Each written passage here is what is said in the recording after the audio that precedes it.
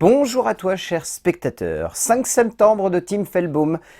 C'est un film que j'attendais parce que forcément le sujet est très évocateur, mais au-delà de ça, c'est surtout le parti pris de suivre le point de vue des attentats terroristes du 5 septembre 1972 par le biais de la rédaction d'ABC Sport qui était sur place à l'époque et qui a retransmis en direct les événements. J'adore l'idée. J'avais très envie de voir ce film, tout simplement. Le résumé pour faire simple, le 5 septembre 1972, alors que les JO de Munich semblent se dérouler comme au quotidien, un étrange événement va bouleverser le quotidien de la branche sport de ABC en direct du village olympique. Le film est un exemple de maîtrise de la tension du début à la fin. C'est assez impressionnant, mais on sent que Tim Fellbaum, qui est surtout connu pour avoir réalisé des épisodes de séries, s'empare réellement d'un sujet de cinéma et en fait quelque chose de tout simplement renversant de maîtrise. Je ne vais pas non plus vous dire que d'un point de vue dramatique ou narratif, c'est un film qui va sur un terrain qui n'a pas déjà été exploré par le passé. Disons que suivre un événement du point de vue d'une rédaction, c'est quelque chose d'assez classique, on va dire, au sein du cinéma, mais ce qui détonne en fait, c'est déjà la profondeur dramatique que Fellbaum arrive à donner à l'ensemble de son film. C'est-à-dire qu'il y a des moments où j'étais littéralement en train de me dire mais ça se passe vraiment en 1972 ça? Parce que niveau thématique, ça me rappelle beaucoup des événements qui se sont passés dernièrement et ça questionne exactement le même point de vue et le même regard du point de vue de la politique, du point de vue de l'humain et du point de vue juste journalistique et de l'éthique. Et c'est ça en fait qui m'a vraiment pris, c'est que j'étais en train de me dire Fellbaum est en train de poser un constat qu'il est encore nécessaire aujourd'hui de poser quant à la diffusion des informations et surtout la logique qui doit prédominer ça. Est-ce que c'est donner aux gens ce qu'ils ont besoin de savoir ou est-ce que c'est créer de l'attente pour faire en sorte que les gens restent devant leur poste de télévision? Le questionnement est profond, la forme est juste impressionnante et on se retrouve vraiment devant un moment de cinéma où on est tendu du début à la fin et où on a très très peur de comment ça pourrait se finir. Prendre un fait historique, qui a bouleversé le monde par son ampleur et par la puissance de son action, est une chose qui crée souvent, en tout cas dans le monde de l'art, une intensité qui permet à un récit de marquer les spectateurs et de laisser une trace particulière dans l'inconscient collectif et sur une toile de cinéma. Tim Fellbaum a donc souhaité, pour sa première réalisation de cinéma, de mettre en scène, du point de vue de la branche sport d'ABC, les attentats de septembre 1972, le temps d'un film pas forcément très surprenant dans sa tonalité ou son exécution, mais qui démontre de la part du metteur en scène une vraie maîtrise de la tension au cœur d'une action qu'il parvient à mettre parfaitement en relief, avec une actualité forcément encore très vive. En termes d'écriture, le scénario est écrit par Moritz Binder, Alex David ainsi que Tim Fellbaum. Bon, d'un point de vue global, l'écriture n'a pas grand-chose en fait de si étonnant que cela. C'est une écriture, on va dire, très à l'hollywoodienne. Il n'y a pas vraiment de moment où j'étais en train de me dire « Ah tiens, la manière avec laquelle c'est construit ou développé, c'est assez étonnant. » En fait, d'un point de vue purement formel, en termes de structure, de tension et de compréhension en fait, de la globalité du récit, le film ne va pas plus loin que ce qui pourrait sembler être une bonne surface de tension.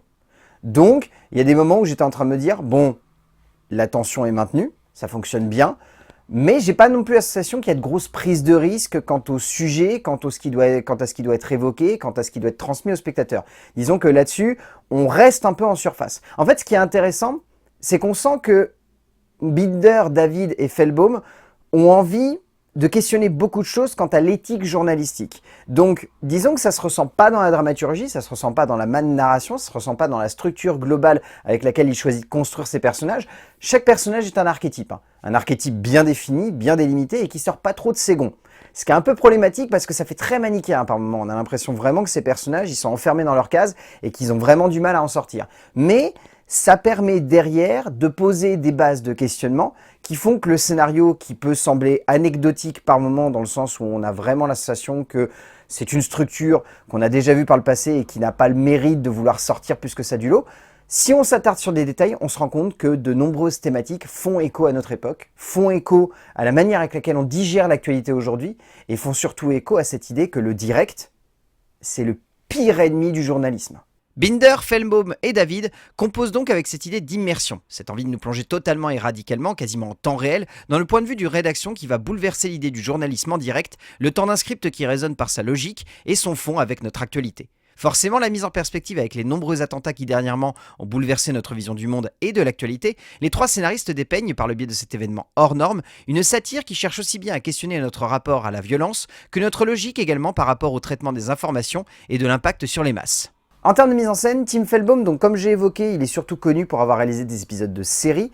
Moi, je trouve qu'il s'empare réellement très très bien de son film. Bon, déjà, autant tout de suite poser ça se voit que Felbaum est très fan du style de Paul Greengrass. C'est évident, ça se ressent. Il y a des moments, j'avais l'impression d'être dans Vol 93, tellement on sent qu'il a envie d'avoir une caméra qui soit très mobile. Mais ce que j'aime bien, c'est que c'est pas juste, il a convoqué ce style pour donner une forme de tension à la globalité de sa mise en scène. J'ai la sensation qu'il a convoqué le style de Greengrass parce que, 1, ça permet de créer une tension globale. 2, si c'est bien fait, ça crée de l'immersion. Et 3, si c'est complété avec un très bon montage, ça fonctionne extrêmement bien. C'est indéniable que le montage ici est juste hallucinant. Ça faisait longtemps que je ne m'étais pas posé devant un film en me disant « ça va vite, mais j'ai pas l'impression de ne rien comprendre ». Et franchement, ça fonctionne extrêmement bien. Le film est tendu, ne lâche jamais la pression, fait en sorte qu'on avance avec les personnages, qu'on les suive, qu'on comprenne exactement tout ce qui se passe, qu'on ait une espèce de schéma hiérarchique qui se pose très facilement, ce qui est très compliqué dans une rédaction parce que quand on voit à quel point les personnages bougent dans tous les sens, on pourrait se dire « bon, c'est bon, je vais être perdu en 2 minutes, je vais rien comprendre de ce qui va se passer ». Non, Felbaum, on sent que son objectif derrière, c'est de faire en sorte que dans la tête du spectateur, la hiérarchie soit claire, mais que pour autant, ça soit mobile, que ces personnages agissent dans tous les sens, que on a la sensation que le récit avance à 200 à l'heure et que pour autant, ça reste clair. Et moi, c'est ça qui m'a embarqué. C'est que j'étais vraiment en train de me dire que le cinéaste avait compris comment se servir de la mise en scène et du montage pour faire en sorte que quelque chose qui doit sonner comme énergique et comme tendu ne sonne pas comme incompréhensible dans la tête du spectateur. Et mine de rien, dans une époque où aujourd'hui on va tellement vite que parfois il y a des situations qui ne nous semblent pas du tout claires parce qu'un cinéaste préfère avoir de la tension par le biais d'une caméra qui bouge dans tous les sens plutôt qu'une compréhension de ce qui doit être traduit par la caméra, eh ben ça fait du bien.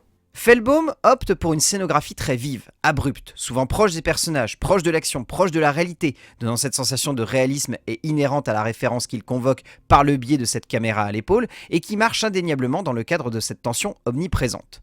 En ne cherchant jamais à faire retomber la tension, en ne cherchant jamais non plus à trop en faire, avec du sensationnalisme ou du mélodrame, déjà présent dans les événements à la base, le réalisateur opte pour une vision radicale et prenante qui fait que l'on se sent pleinement avec ses personnages et qui fait que l'impact émotionnel n'en est que plus fort. En termes de casting, celui-ci est juste hallucinant. Déjà, je tiens à saluer Zinedine Soualem ainsi que Léonie Bennec.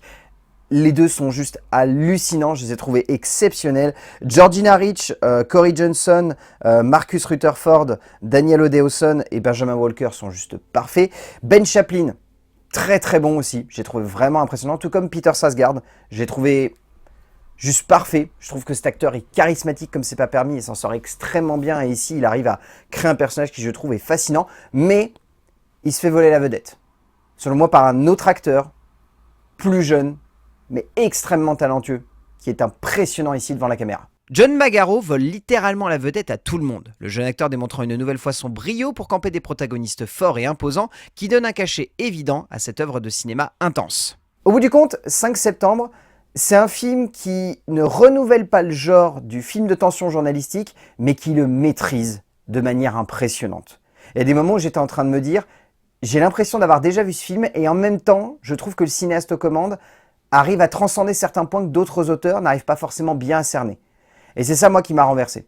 C'est de sentir que c'est un film vraiment intense, qui arrive à nous prendre aux tripes, qui ne nous lâche pas jusqu'à son dénouement, et qui marche du feu de Dieu par le biais d'un cinéaste qui maîtrise complètement son sujet, et surtout, encore une fois, je le redis, d'une galerie d'acteurs, mais juste hallucinante. Chaque acteur est parfaitement à sa place, rend super bien, enfin c'est exceptionnel de les voir interpréter des protagonistes pour lesquels on a une énorme empathie. Donc 5 septembre de Tim Felbaum, si vous avez l'occasion de le voir en salle, foncez. Vous allez passer un moment, bon certes, très tendu, mais vous allez kiffer. A plus.